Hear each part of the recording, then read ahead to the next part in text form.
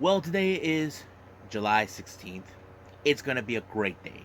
Not because I get to review what I'm going to share, what's going on in the world of pro wrestling. We're going to do 6 reviews. Yes, folks, this is going to be a very ambitious episode for me. The first one we're going to review is Stardom's recent event that took place on July 14th and Asahikawa, where Natsupoi makes her debut as a member of Cosmic Angels after she betrayed DDM. So how she will do? Well, we'll find out. Also, we got ChocoPro 245, where we don't see Baliyan Akki. As you know, he's currently here in the United States doing a US tour. But how does Mei Shiruga survive without him? And also, how would Baliyan Akki react to what's been going on without him being there?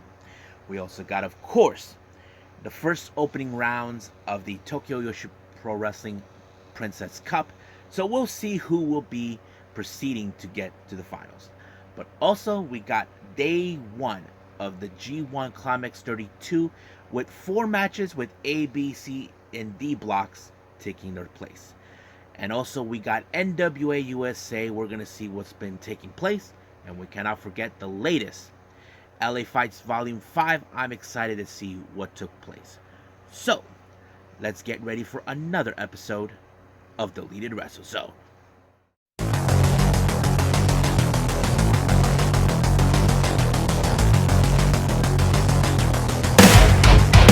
Are you ready? Get up, get up! Get up, get up! Get up, get up! Get up, get up! Get up, get up! Get up, get up!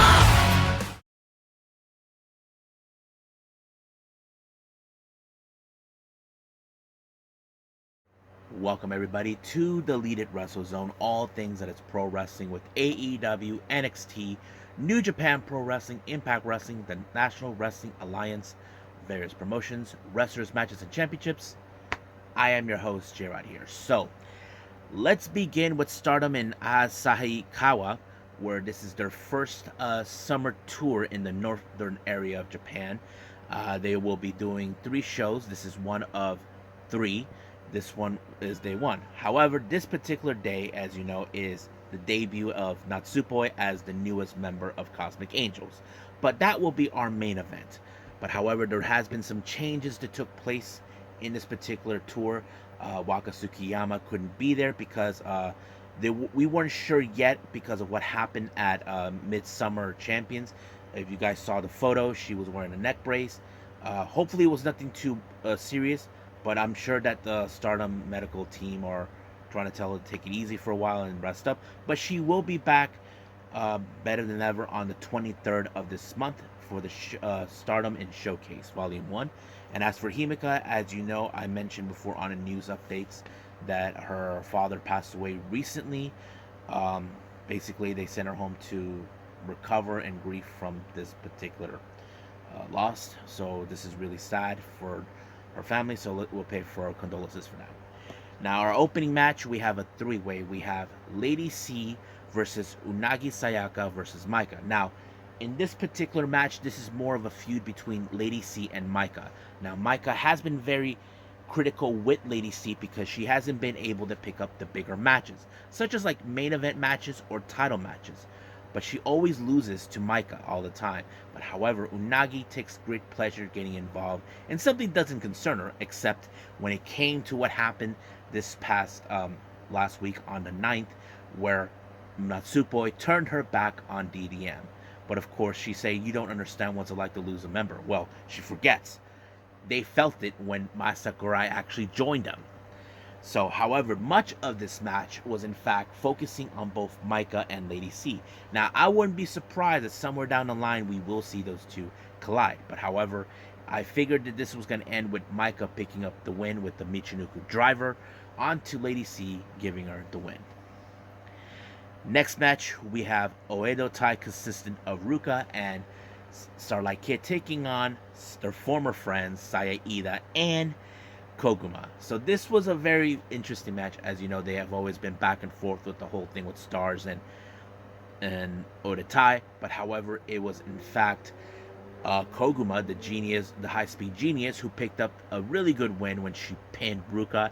This was a huge disappointing loss for Stars, and of course they will not take this kindly, as always. Next match, we got the other members of Oda Tai, Saki Kashima and Momo Watanabe, taking on Oh My Julia, which is the duo between Mai Sakurai and Julia herself. Now, keep in mind, Julia, along with Maika and Himeka, they are going to be challenging for the upcoming artist belt on the 24th of this month for Mid-Summer Champions in Nagoya. So basically, this is very like a preview, but even though Mai Sakurai is not involved in this. But however, this match ended with Julia getting a little payback from Kashima. As you know, Kashima always tries a great pleasure to use her finisher to finish off her opponent with a pinfall, but this time it fell under the purview of Julia, giving them the win, and also the clear indications that those artist belts are heading back home to DDM where they belong. Our next match we have, of course, is Queen's Quest, consistent of Utami Hayashida, Azumi, and Saya Kamitani, to take on all three members of God's Eye, Amisuri, Mirai, and Sayud and Sudi. Now, keep in mind, if you guys remember history, it was Sudi who defeated Utami Hayashida for the red belt late last year. And of course, this was a very huge match because it showed these two are two of the most strongest teams, as we always seen. You probably would have seen a lot of spots with a lot of pinfalls, a lot of submissions, but nothing worked. However, Sudi had Utami right where she wanted her until ding, ding, ding, ding, time limit draw. So it ended with that. So we'll see that. Maybe we will see that, but don't forget, of course, Mirai does have an opportunity some point down the line for a chance of the white belt. This happened before with Kamitani. I wouldn't be passing by her about that. Now, our main event, we have Cosmic Angels with Natsupoi making her debut. Now, here's a funny fact if you guys saw this. Unagi was right there, standing like, I'm watching. She wants to see if Natsupoi can get the dance done, because keep in mind, Saki kind of botched it on the 28th of June, if you guys remember. She always been critical. She even spoke out about it on Twitter many times. But I have to say Natsupoi did a pretty good job. Now, I'm going to pause here for a little bit for some of you who have been critical about this whole thing. I know some of you have talked about that Waka's not a best dancer. Let's just be honest. I've always disbelieved that Waka does not have no rhythm. Now, I'm not being judgmental. I'm not being critical. I'm just putting out there because there's a point to this. There are those people who can't even dance for shit. And I'm one of them. I'm a drummer. I know how to keep the beat and stay on rhythm. I feel that Waka cannot do that.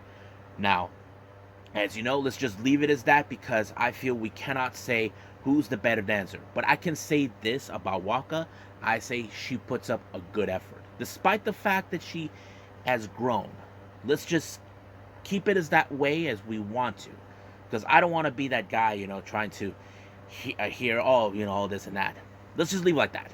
But, however, she did pretty well. Now, I know some of you have been dying to see her new gear with Cosmic Angels. Well, I'm going to say we're going to have to wait a little time until we see that, because we saw that with Mai Sakurai recently when she changed her new gear. As you know, she went back to an old gear she had with when she was with At-Risk Girls. It went all black.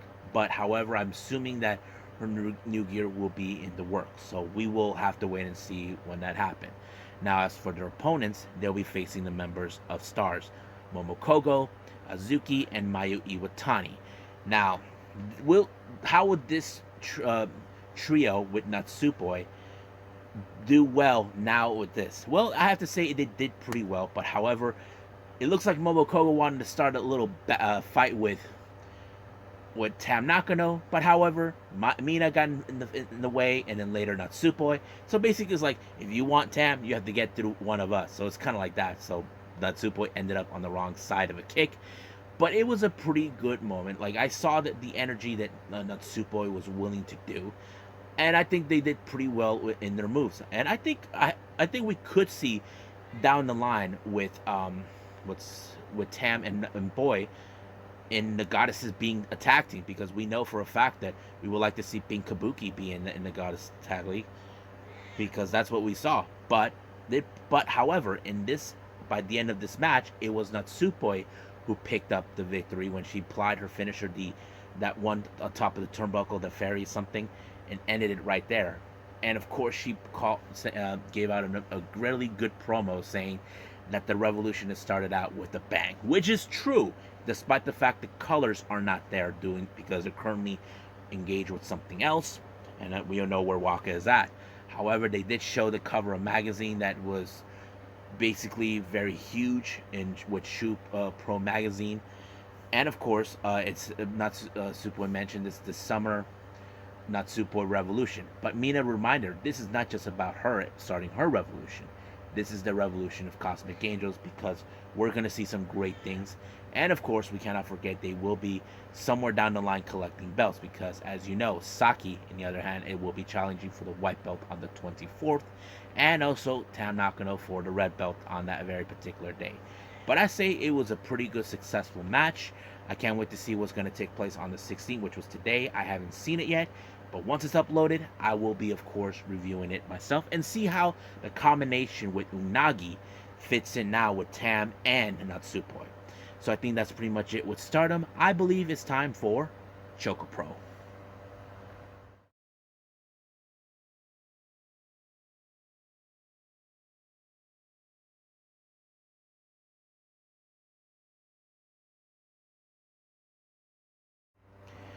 Okay, ChocoPro 245. Like I said before, this is the first time we don't see Baliyan Akki. He normally opens the show, but his best bro, Mei Suga, opened up.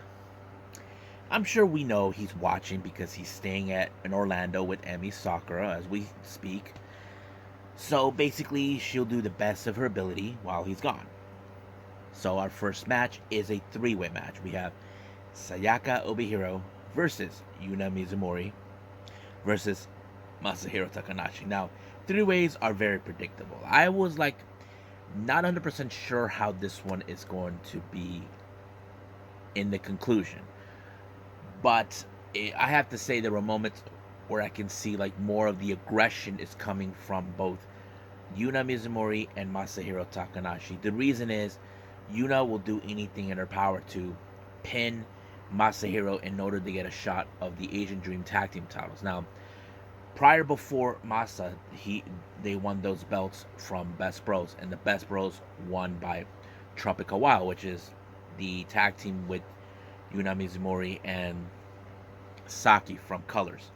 So basically, she wants to have another shot. Now, I don't know who will be her partner, because Yuna had various partners over times, but one of her best partners was always been Saki, but we're not sure yet. But out of nowhere, this match ended in a double pinfall by both Masahiro and Yuna Mizumori. Sayaka was the one who lost the match, but of course, it was a state of confusion with both sides, with Yuna and Masahiro couldn't believe that they both walk away with the win. So that kind of went into a different tailspin. So we'll see how that goes. Now, our next match, we have Chiko Shikawa and Shin Suzuki to take on Mei Suruga and Sayaka. Now, Mei Suruga is going out, saying, "Hey, best bro, Ayaki, this is my new partner." And there's a photo from Emi Sakura's Twitter page where he's reacting to, what the hell is this? If you guys noticed, she was wearing a Jericho Appreciation Society shirt. So basically, that's how it is. Basically, Mei Suruga's having a little fun. But the obvious question is, I know that she normally wins her matches with Baliyan Akki. With other partners, that's a little difficult to put out. I mean, recently she did win a match with Suzumi and Joshi Pro, but with Sayaka, that's going to be a little different. I don't know why she picked her.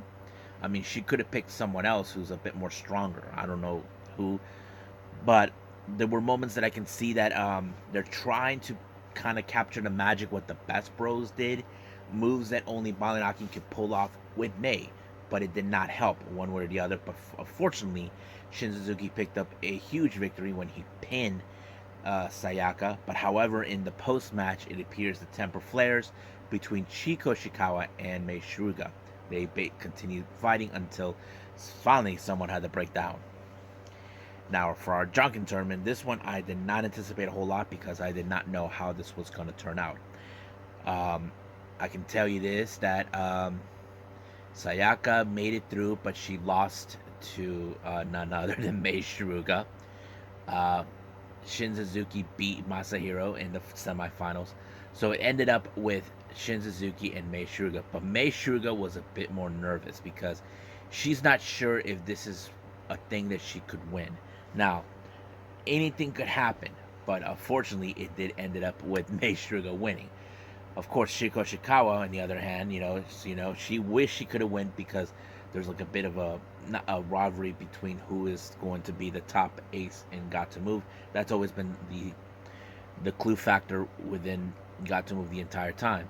Because I mentioned this before, Riho was once the ace until she left to go to AEW, and there are those that say that Mei Shruga should have been that ace. So basically, but however, in the post match, it did post show they did announce for their July 18th event that will feature the Got to Move show, Road to 10 Years. Chiko Shikawa and Mei Shruga will be in the main event. So this is going to be a very interesting show, and I can't wait. But what did I think about them doing things without Baliyan Akki? I have to say they did pretty well. But the one thing that always will be funny is how Mei Shruga will treat Sayaka as her new partner. But I don't. It must be killing Baliyan Akki so much knowing that Mei Shruga is taunting him. I always did call her the little slide devil because she always tries to pull something. So I think that's pretty much it. What we got with ChocoPro, I believe it's time for Tokyo Joshi Pro Wrestling with the opening rounds of the Princess Cup.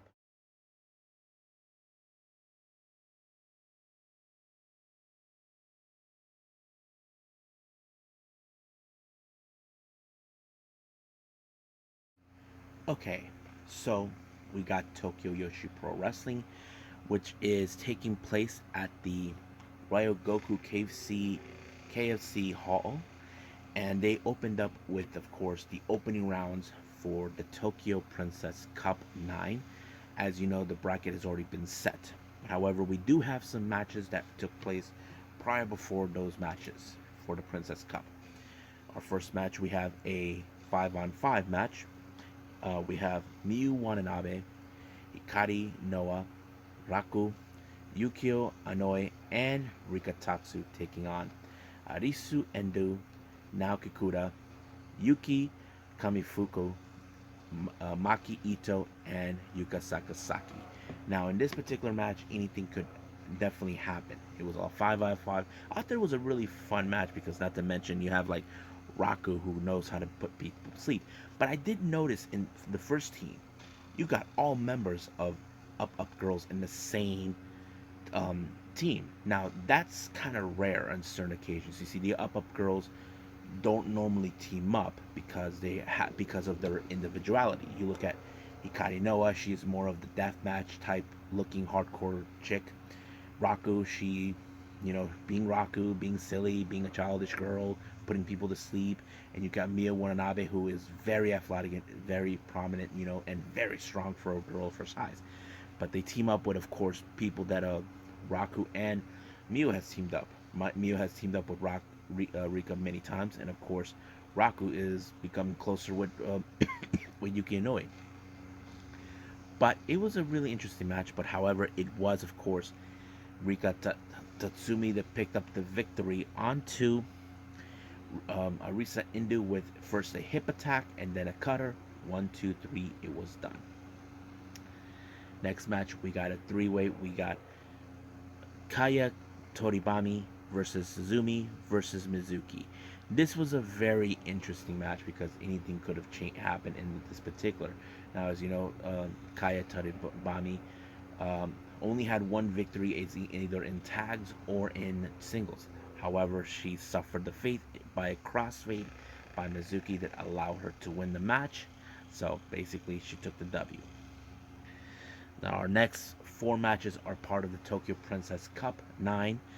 Our first match, we have Moka Miyamoto taking on Pam Arajuku. Now, I want to be frank on this one. I wasn't 100% sure and confident when it came to Pam Arajuku because I kind of picture Moka Miyamoto maybe have a little bit more experience than Pam Arajuku, but I was surprised with her victory against Mocha when she did like a famouser on her that allowed her to pick up the victory.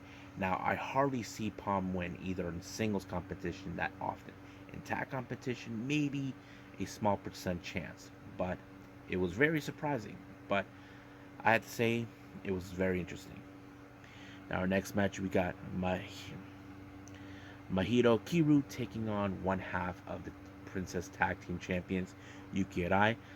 No, Saki-sama is not involved in this. Keep in mind, Saki Arai is in fact busy. As you know, she is a full-time member of the DDT roster. But if somehow Mahito picked up the pin against Yuki, there would have been a possibility that maybe the tag titles will be on the line against Mahito and Yuki Kamifuko since they're very close. But unfortunately, it did not end in that way. It was Yuki who picked up a very impressive victory onto Mahito and win it real great. Next up, we got, of course, the resident cat, Aruna Neko, taking on Shoko Nakajima.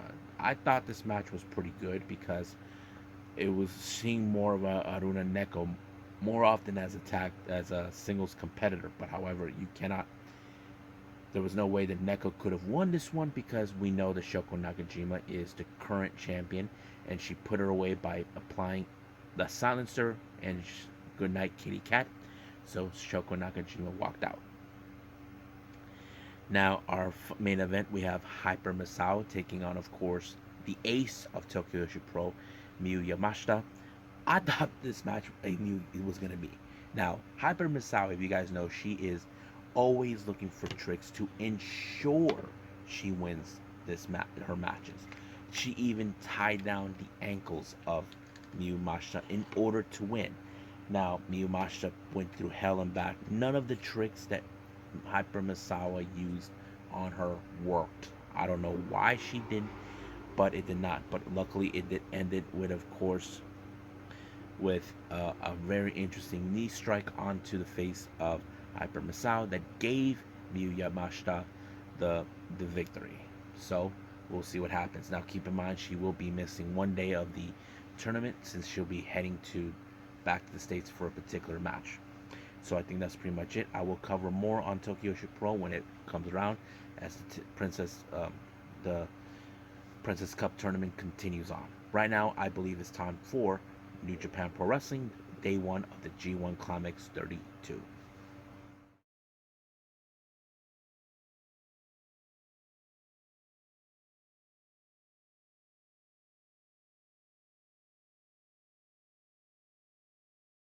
Okay, day one of the G1 Climax 32 by New Japan. This is something we've been expecting. It's going to be a long, long road to follow. Just putting it out there. It's going to be a little difficult to track who is, in fact, in the finals. But this is only day one. As you know, that's how it works. Now, however, does not immediately start with, but there has been some changes. Instead of 2 blocks, they decided to build 4. A, B, C, D. Which is interesting, but exciting because we get to see exactly how this is going to be played out. So let's begin. First match, we have singles competition. Kosei Fujita taking on Tom Lawler. Now, this is Tom Lawler's official debut in New Japan in Japanese soil. As you know, he was the previous strong openweight champion until he lost the title to Fred Rosser. So he is in the G1. I just don't remember what block he's in. But of course, this was going to be a cakewalk. Bringing his obnoxious behavior to the Japanese people. You know how he is. He thinks he's cocky. He's all that. But he did defeat Kosei Fujita with the knee strike right there, and it was over. But we do know he will be some point in the block. I just don't remember which one. Next up, we got TMDK, Bad Dude Tito, and Jonah taking on Rohi Oiwa and Toru Yano. Now, this was going to be a very interesting dynamic. Now, keep in mind, Yano, we know he likes to play tricks, he likes to be sneaky, he plays around too much with his opponents, which is not unheard of. But there was a thought by Kevin Kelly. He thought that maybe in some point Yano was going to abandon Rohi Oiwa to the Sharks and run off. Now that kind of went in a similar direction because in the moment Yano has to face Jonah real fast. It did end it that way thanks to Jonah that picked up the victory onto Oiwa and it was over. So Yano better be running to the hills or better come up with a trick in order to win. Now, our next match we have of course the House of Torture, Sho, Yujiro, and Evil taking on Yado, David Finlay, and Tama Tonga. Now keep in mind there is no love lost between Tama Tonga and Yado against the House of Torture. As you remember, Tama Tonga had issues with Evil in the past. He did defeat him for the Never Openweight Championship until he lost that title to Carl Anderson. But however, the usual tricks always happens. It was Yujiro that picked up the victory on Yado, and we know that they will get their revenge against him one way or the other. But on this particular night, House of Torture wins. Now, our next match, we got Bullet Club, consistent of Chase Owens, Balak Fale, Juice Robinson, and Kenta, to take on Suzuki Goons, Taka Michinoku, Taichi, and Zack Sabre Jr., and the return of none other than the Murder Hawk, Lance Archer. Now, this was a very interesting dynamic because we saw two of the biggest men in the same ring. We're not just talking about Lance Archer, we're talking about Balak Fale, the Rogue General. Those two guys are ready to go fight. However, if you guys notice, Juice Robinson had the IWGP United States Championship, telling the entire world, no dickwads, I am the champion, not Will Ospreay. So he's been telling that to the entire world. I know for a fact Will Ospreay will get his hands on that title one way or the other, whether Juice Robinson likes it or not. But that's not today. But it was Juice Robinson that picked up the victory for his team, which was very interesting. But this feud is not over. Kenta will be facing Zack Sabre Jr. in the G1, and so is Balak Fale and Lance Archer. This is going to be juicy. Now, our next match, we have, of course, Lij, Bushi, Shingo, and Naito taking on Chaos members Ishii, Yoshihashi, and Goto. Now, you know there's going to be a bit of the conflict with certain people within the group. As you know, we have Shingo, who's the strongest guy. He probably will get involved with Ishii. That's how it always works. But however, it ended in that fashion, where of course we saw Shingo took out Tomohiro Ishii, giving them the win. So it was really fun. But as for Naito, he will be prepared because, as you know, this could be his last chance to win it in order to become IWGP World Heavyweight Champion. Now, our next four matches are part of the G1 Climax. So we're going to go from each of the blocks. The first one is from the Block C. We have Aaron Henare making his reintroduction, taking on the ace Hiroshi Tanahashi. Now, every trick in the book, Henare had tried to put him away, including using the Nelson lock, but it failed him miserably. Tanahashi was prepared for that, but however, it was his other finisher that allowed him to win. It gave Aaron Henare a very good victory over the ace. Now, our next block is from Block D. We have El Phantasmo versus Will Ospreay. Now, keep in mind, Will Ospreay did brought El Phantasmo to New Japan until he was snatched up by Bullet Club. This was a very interesting dynamic, but as you know, El Phantasmo, he's all about running his mouth, playing games, but he seems to forget Will Ospreay is not there to play games one way or the other. But Ospreay did put out the best of him until he gave him the hidden blade right in his face, knocking him out. 1, 2, 3, he wins. Now, our next match is part of the Block A. We have Sonata versus JY. Now, Sonata has beaten JY before, but however, this was a very interesting match. I think this was good, but however, the factor in this particular match was Ghetto and getting himself involved, distracting referee, giving JY time for him to pick himself up in order to win. But unfortunately, it did not end it that way for Sonata. He ended up on the wrong side of the running blade by the switchblade. 1, 2, 3, it's over. Now, our final block, which is our main event, is the B block. We have Jeff Cobb once again taking on Kazuchika Okada. Now, these two guys have come across each other before. Okada has beaten Jeff Cobb on several occasions. Now, Jeff Cobb is a fierce adversary for Okada. That was no secret. But, however, this one was a pretty good one because it showed Okada knows what's at stake. But there was a moment where Okada could have ended up on the wrong side of the Tour of the Island, but it was the Rainmaker to seal the deal that allowed him to win. So he ended up with 2 points. Now, everyone who won in their respective blocks, Hinare, Osprey, Jay White, and Okada, they all got 2 points. Everyone else, 0 points. So we'll see what happens the following day on that one. So I think that's pretty much it. What we got with New Japan, I believe it's time for NWA USA.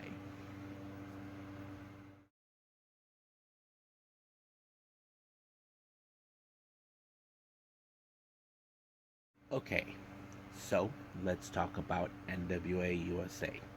It opened up with a three-way match. We have Gustavo Aguilar, the professional, Red Titus, and Matt Vine. Now, Red Titus, as you know, putting out the code of honor that he normally does. However, Matt Vine was not having it. This was a very difficult match to predict, but however, it was very impressive because I barely see Matt Vine because I might have seen him once or twice in the past. Gustavo Aguilar, the same thing. But Red Titus, I know his reputation, normally from Ring of Honor. But it was him who picked up the victory onto Aguilar with the Northern Light Press. 1, 2, 3. Good night, Aguilar. Now we get an interview with the members of the Cardona family, VSK and Chelsea Green. However, as you know, VSK was not even close in trying to obtain the junior heavyweight title from Homicide. But however, Chelsea Green does say that she does have an opportunity for the women's champion. She thinks that she is confident enough to dethrone the Brick House herself. But we'll see what happens then because the Brick House will not let that happen. But there is one more person that's willing to do something about it, and I believe it's Colin King. Now we get Stanley Drill. His guest is none other than Gags the Gimp. I don't know why. It was just so hilarious because he doesn't talk. The only time when we see him, whatever he does, he's pull out his zipper and sticks out his tongue. Stanley made the choice to skedaddle, realizing he is in a bad predicament. Now, there was an altercation that took place earlier in the week between Tyrus and, of course, KC Rocks. However, this is the altercation that took place. KC Rock's mother came to see him. She had an all-access pass. Tyrus did not like the fact that someone is in his ring. He acts like he owns the place, and then all of a sudden, he took down KC Rocks right in front of his mom. I don't know what's the deal was because the thing is, she was invited to be there, but Tyrus doesn't think that it's not cool because he runs the show. That's how he sees it. Now, May Valentine does an interview later on. She does talk to Genocide. As you know, Genocide is very frustrated the fact that we have these new women who are getting opportunities, such as Colin King, Saya Valkyrie, and very others. So she feels like she's being overlooked. But May Valentine did say that she does believe in her because we know she could actually pull it off. So we'll see about that. Now our main event is Luke Hawx versus Kobe Carino. Now keep in mind, back in Always Ready, Carino sent the Fixers to attack Luke Hawx' son, PJ, who was in a match against Homicide, and he wants payback for what Kobe Carino, but Kobe Carino doesn't care. He thinks that he's the man. He thinks that everything is all about him, despite the fact that he did not win the junior heavyweight title. but unfortunately he got away with it by cutting corners using a weapon of his choice without the ref noticing. He won it in that fashion. So that's pretty much it what we got with NWA USA. I believe it's time to do our final review, which is LA Fights Volume 5.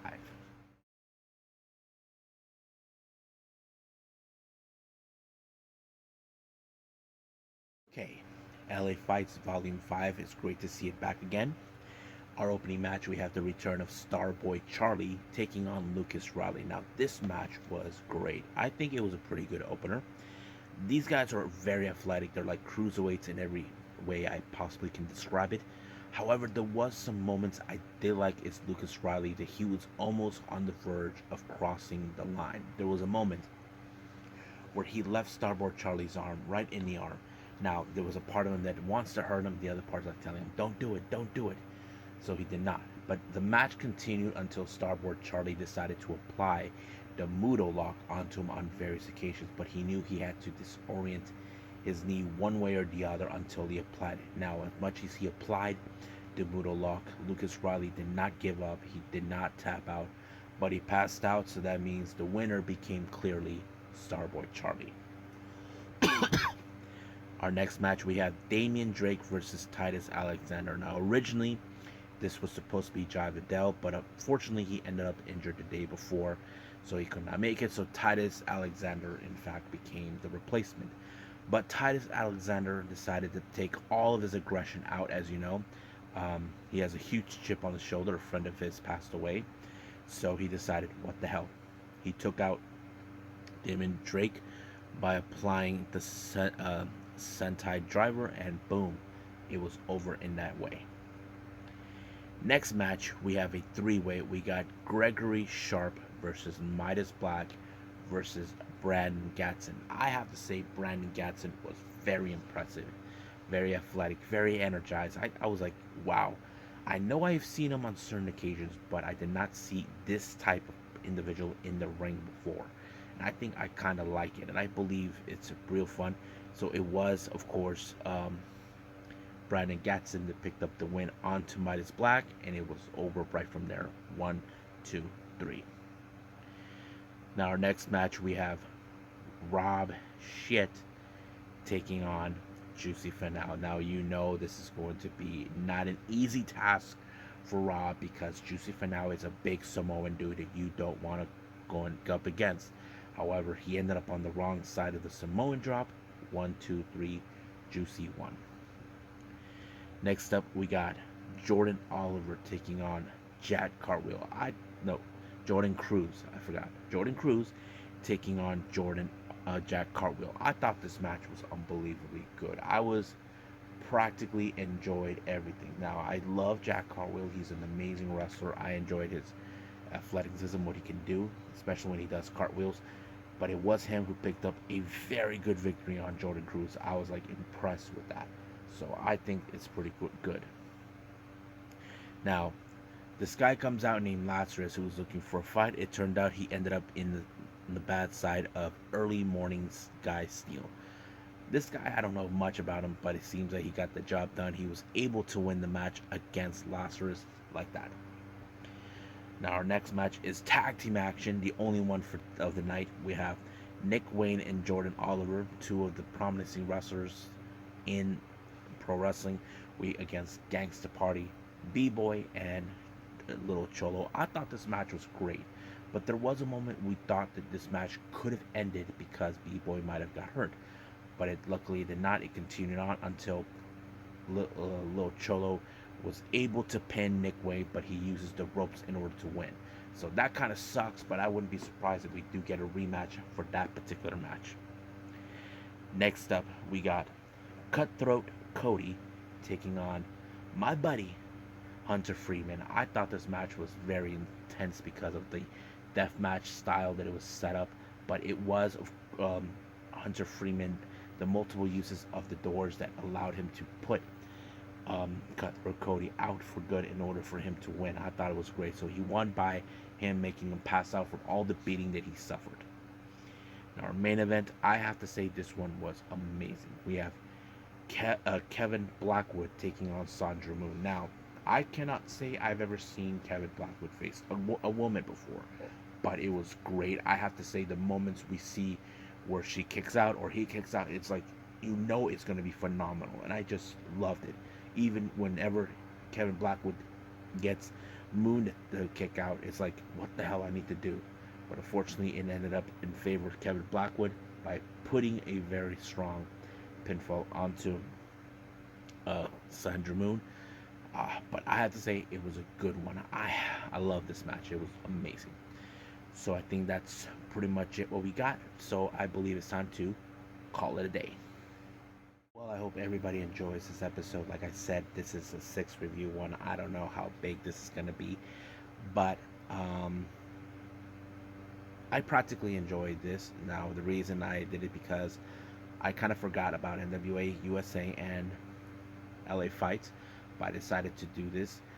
The reason I put Stardom for this one was because I know I got a lot of people that enjoy me talking about the Joshi wrestlers. If you're a big fan of the Joshi wrestling, you like my reviews on that, this is the channel for you. So you guys can tell your friends about it. Spread the word. I'm here to review what you guys like. I'm not just reviewing just one particular promotion. I'm reviewing all promotions as I get my hands on to watch on. So that's how I do it. So coming up, we do have another ChocoPro taking place. We do have, of course, more on the G1 Climax continuing on, and I believe, I'm not sure if I'll be able to see it. We do have of course, the Tokyo Princess Cup continuing on. I will do the New Japan Strong's Ignition, which they're continuing with the Strong Openweight Tag Team titles. As you know, last week we started. There are 2 more matches that will be taking place. I will do that as well.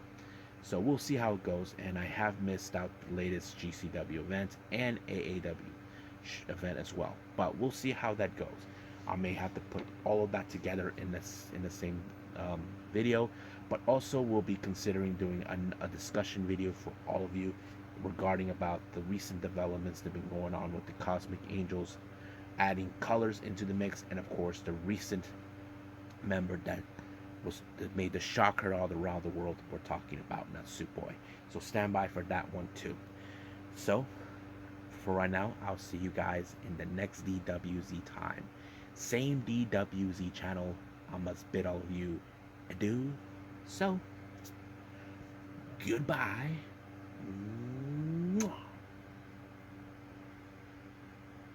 And have a nice day. Bang.